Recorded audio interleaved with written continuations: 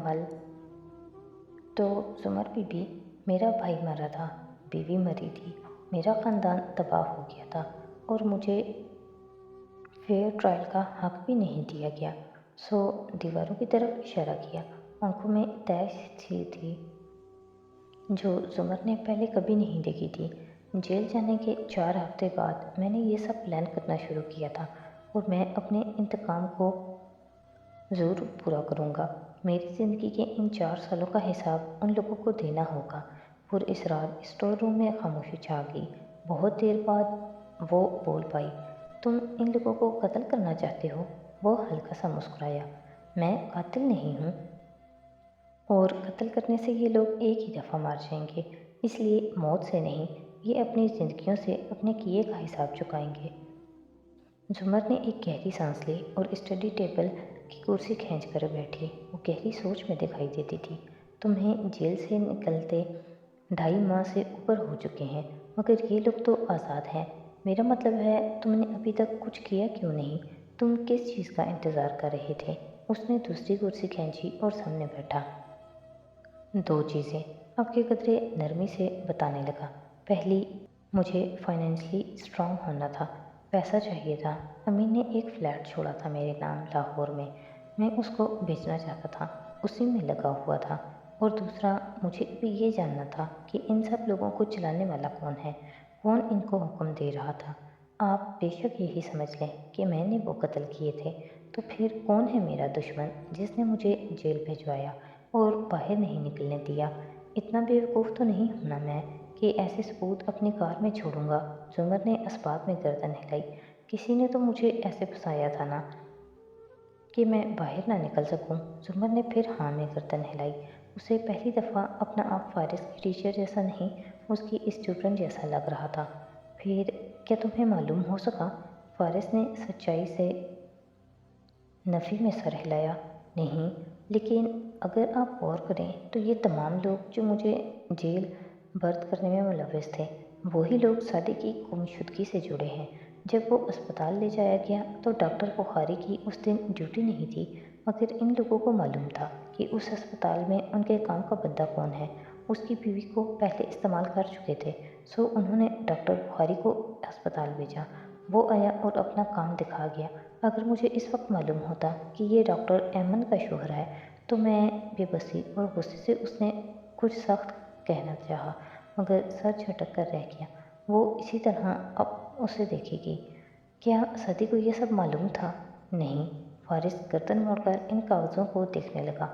वो एक दिन सुबह के वक्त आया तो मैंने इस कमरे को लॉक कर दिया और खुद बाहर वाले टेबल के साथ जा खड़ा हुआ। वहाँ चंद कागज़ लगा रखे थे। ज़ुमर ने मुड़ कर देखा।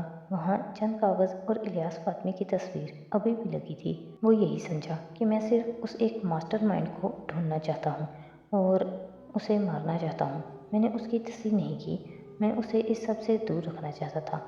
उसको कुछ मालूम था शायद, जिसे वो छुपा रहा था, क्योंकि वो सादी था, आपकी तरह था। ज़ुमर ने चौंक कर उसे देखा। आप दोनों एक ही जैसे हैं, स्ट्रेट फॉरवर्ड। मुझे पता है उसने मुजरिम तक पहुँच कर क्या किया होगा।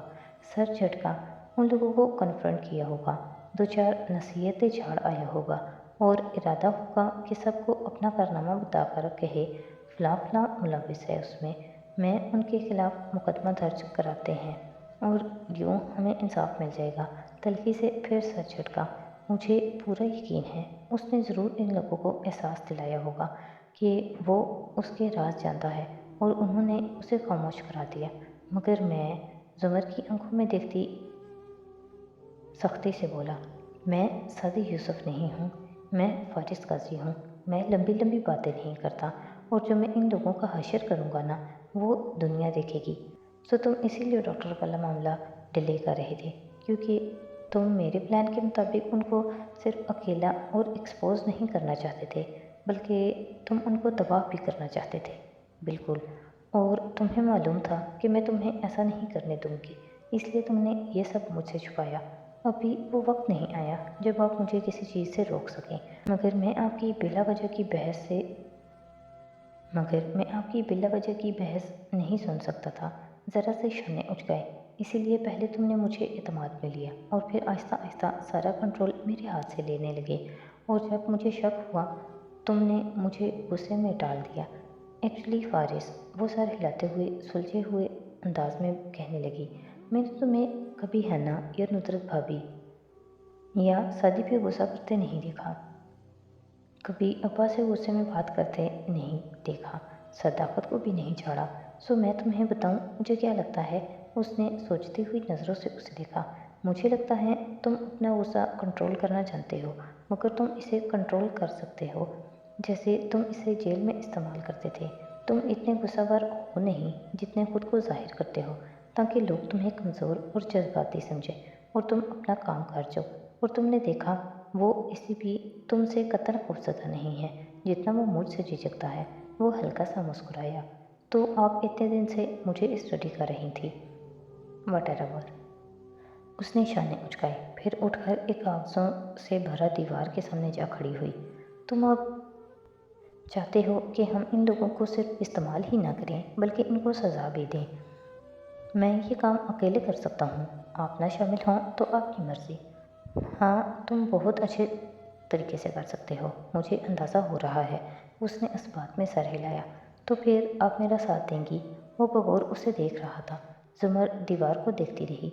अगर तुम शादी को वापस ले आओ तो मैं सब कुछ करने के लिए तैयार हूँ, उसने खुद को कहते सुना। जब मैं जेल में था और ये सब लोग मेरे खिलाफ थे, मुझे अज़ियत दे रहे थे, तो सिर्फ एक शख्स था जिसने मेरी बात पे एतबार किया था और जिसने मुझे बाहर निकाला था उस कैद से। वो सादी था और मैं उसे वापस ले आऊँगा, लेकिन उसके लिए आपको मेरे तरीके से काम करना होगा। सुनो जुमर बीबी। वो 2 कदम चलकर उसके सामने आ खड़ा हुआ और जब बोला तो आंखों में मजबूत अज़्म था। आज से सारे फैसले मैं करूँगा और आप मुझसे ज़्यादा बहस नहीं करेंगी। चंद लम्हे जुमर उसकी आंखों में देखती रही। ठीक है, मगर एक आखिरी सवाल। और फिर वो ज़ख्मी सा मुस्कुराई। तुम्हारे इन सारे मुजरिमों में मेरी तस्वीर किधर लगी है? आखिर तुम्हें जेल तो मैंने भेजा था ना? फारिस की गर्दन में गिल्टी सी डूब कर उभरी। मेरा नंबर इनमें कौन सा है? कब आएगी मेरी बारी? वो चंद सानिए कुछ कह नहीं पाया। जैसा कि आपने खुद कहा था, जब शादी मिल जाएगा तब आप मुझसे अपना हिसाब लेंगी, सो मैं भी तभी आपसे हिसाब लूँगा। और उसने सिर्फ अपनी अना के बायस वो कहा जो उसने कभी सोचा न था, और वो इस बात से बेखबर कि ये औरत वो है जिसे वो 1000 दफ़ा भी माफ़ कर सकता है। सर हिलाकर गहरी सांस लेते बोली, ठीक है, मैं तब तक तुम्हारे साथ रहूँगी जब तक शादी मिल नहीं जाता, मगर आज से मैं हर जगह तुम्हारे साथ जाऊँगी। आपको मुझ पे एतबार नहीं है? नहीं, मैं देखना चाहती हूँ कि तुम कैसे काम करते हो। कल को जब तुम मुझसे अपना हिसाब लो तो कम से कम मुझे तुम्हारे तरीक़ों का इल्म तो होना चाहिए ना। कथियत से कहती वो मुड़ गई। फारिस ने खामोशी से उसे सीढ़ियाँ चढ़ते देखता रहा। तहखाने में यकदम उदासी छा गई थी। उनसे सैकड़ों हज़ारों मील दूर इस कमरे में मुक़य्यद सादी यूसुफ बेड पे टेक लगाकर बैठा था। उसके हाथ में 3 तस्वीरें थीं जिनको वो बार बार ऊपर नीचे करके देख रहा था। हाशिम अपना जहर उगल कर जा चुका था और सादी का सुन करता जिस्म भी आहिस्ता आहिस्ता नॉर्मल हो चुका था। डॉक्टर सारा ने किसी को नहीं बताया, वो यासियत से सोच रहा था। उसने अपना पेन एक गलत शख्स के हाथ में दे दिया था। उसे हमेशा से मालूम था कि वो कितनी बुज़दिल और डरी समी है, मगर ये सब बिना सोचे समझे हुआ। उसकी ज़िंदगी की दूसरी बड़ी गलती जुमर और हना से झूठ बोलना था कि वो किसी साइंसदान से मिलने जा रहा है, और पहली बड़ी गलती सारा पे एतबार करना था। मुसलसल तस्वीरें मुकफ़ल करते जुमर और नौशरवान की तस्वीर ऊपर आया।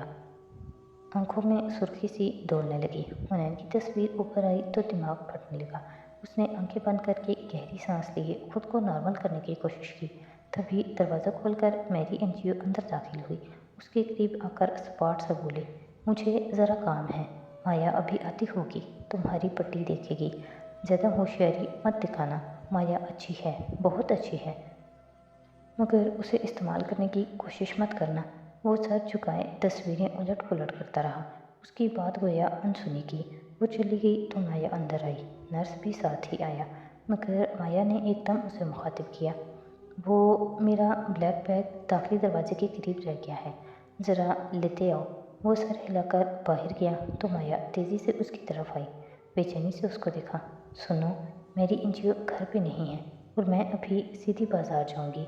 कारदार साहब का आदमी बाज़ार के अंदर मेरे साथ नहीं जाएगा, तो मुझे अपनी फैमिली का कोई नंबर दो, मैं उनको कॉल करके इत्तला कर दूंगी कि तुम कहाँ हो। वो जल्दी जल्दी बोल रही थी। सदी ने गोया नहीं सुना, अब बस उन्हीं तस्वीरों को देखता रहा। तुम सुन रहे हो? वो झुंझलाई और उसका कंधा हिलाया। सदी, मुझे कोई कॉन्टैक्ट नंबर दो जहाँ मैं फ़ोन कर सकूं ताकि तुम उनके पास वापस जा सको। सदी ने उसके यूं हिलाने पे आंखें उठाकर अजनबी नज़रों से उसे देखा। मेरी कोई फैमिली नहीं है, ना मुझे किसी के पास वापस जाना है। माया दग से रह गई। फिर उसकी शफाफ आंखों में बेपनाह दुख उभरा। ऐसे मत कहो, तुम्हारी फैमिली तुम्हारी मुंतज़िर होगी। मैंने कहा ना, मेरी कोई फैमिली नहीं है। उसने वो तस्वीरें इकट्ठी की और सड़प से फाड़ दी, फिर इकट्ठी करके दोबारा फाड़ दी और दरवाजे की तरफ उछाल दी। तभी नर्स वापस अंदर दाखिल हुआ। सारे पुर्जे उसके कदमों में घिर गए। माया अब कुछ नहीं कह सकती थी, मगर आंखों में बेपनाह तकलीफ और कुर्ब वो नर्स को हदायत देने लगी। उस रात एनेक्सी में खामोशी छाई थी। सैम और अब्बा अपने कमरे में सोने जा चुके थे। फारिस घर नहीं था और नुसरत को आज ज़किया खाला बहुत इसरार से अपनी तरफ ले गई थी। ऐसे में हुनैन अकेली लाउंज में सोफे पे लेटी थी। टीवी मध्यम आवाज़ में चल रहा था, मगर वो छत को तकती सोची जा रही थी। हाशिम के झूठ के बारे में, फ्लैश के बारे में जिसे वो खोल नहीं सकी थी, हाशिम से बात ना करने के बारे में। तभी मेज़ पे रखा फ़ोन बजने लगा। हुनैन ने सुस्त रवि से गर्दन मोड़ी। हाशिम की कॉल आ रही थी। उसी पल दरवाज़ा खुला और उसने फारिस को अंदर आते देखा। वो मोबाइल उठाने के लिए हाथ में न बढ़ा सकी। किसका फ़ोन है? वो उसके सर पे पहुंच गया। वो बस यकटिक गर्दन उठाए उसका चेहरा देखने लगी। हुनैन, मैं पूछ रहा हूँ, इस वक्त किसका फ़ोन आ रहा है? वो गुस्से से पूछ रहा था और हुनैन का पूरा वजूद सुन था। दिल ने साथ छोड़ दिया था, जिस्म से जान निकल रही थी। फारिस ने फ़ोन उठा लिया था। अब वो सब जान जाएगा। करंट खाकर जैसे उसकी आंख खुली और वो एक झटके से उठ बैठी। पूरा जिस्म पसीने में डूबा था। इधर उधर गर्दन घुमाई। वो अकेली थी। टीवी हनूस चल रहा था। मोबाइल हाथ में था। वो कब सोई पता ही नहीं चला। पहले उसने मोबाइल देखा, कोई कॉल नहीं थी और वो ख्वाब था। आहट पे चौंकी। फारिस दरवाजे से अंदर दाखिल हो रहा था। वो उसी तरह मुतवहश सी बैठी थी। उसने लॉक लगाया और कदम कदम चलता करीब आया। हन्ना को देखकर आंखों में इस्तजाब उभरा। इधर क्यों सो रही हो? वो अम्मी ज़किया नानी की तरफ गई है ना, तो मैं अकेली थी। हाँ, उन्होंने मुझे बताया था। तो तुम अकेली क्यों हो? सैम को अपने साथ सुलाना था। एक नज़र अब्बा के कमरे के बंद दरवाजे को देखा। अच्छा, अब इधर मत सो, सुबह मुलाजिम लड़का आता है, उसके लिए दरवाज़ा खोलना होता है। शाबाश, उठो, ऊपर हमारे कमरे में आ जाओ। साथ ही उसे उठने का इशारा किया। वो थका हुआ लग रहा था, मगर आंखों में हन्ना के लिए बेहद नरमी थी। हुनैन की आंखें डुबडुबा गईं। वो एकदम उठी और उसके बाजुओं के गिर्द लपेट कर हाथ उसके कंधे से माथा टिका दिया। मामू, मैं आपको कभी नहीं खोना चाहती। मैंने बहुत बुरा ख्वाब देखा, मैं आपको खोने वाली थी। आंसू टप टप उसकी आंखों से बह रहे थे। मैं आपसे बहुत मोहब्बत करती हूँ, बहुत ज़्यादा। फारिस ने गहरी सांस ली। नहीं हन्ना, मैं तुम्हें इस वक्त कुछ खिलाने बाहर नहीं ले जा सकता। रोते रोते हन्ना ने नाराज़गी से चेहरा उठाया। दुनिया में खाने से बड़े मसाइल भी हो सकते हैं, मसलन। उसने गौर से हन्ना के चेहरे को देखा। बालों को कोने में बांधे उसकी आंखें गीली नजर आ रही थी। इस सवाल पे मज़ीद उभर आई। मैं बहुत बुरी हूँ। गिल्ट बहुत शदीद था। फारिस ने आबरू उठाई। शक्ल में? हुनैन हल्का सा हंस दी। उसका बाजू छोड़ा। आंसू रगड़े। आपके साथ इमोशनल होने का कोई फ़ायदा नहीं है। चलो अब अपना ज़रा ड्रामा ख़त्म करो। वो मुस्कुरा दी।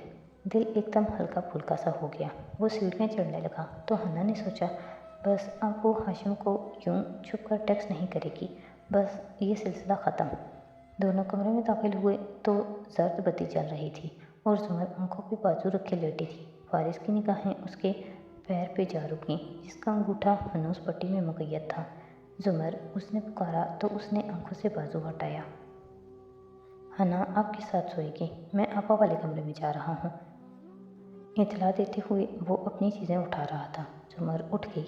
अरे तुम अकेली क्यों थी? सैम को बोला था मैंने। خیر آ جاؤ، اب سو جاؤ، وہ نرمی سے کہتی اٹھی اور اس کے لیے لحاف نکالنے لگی۔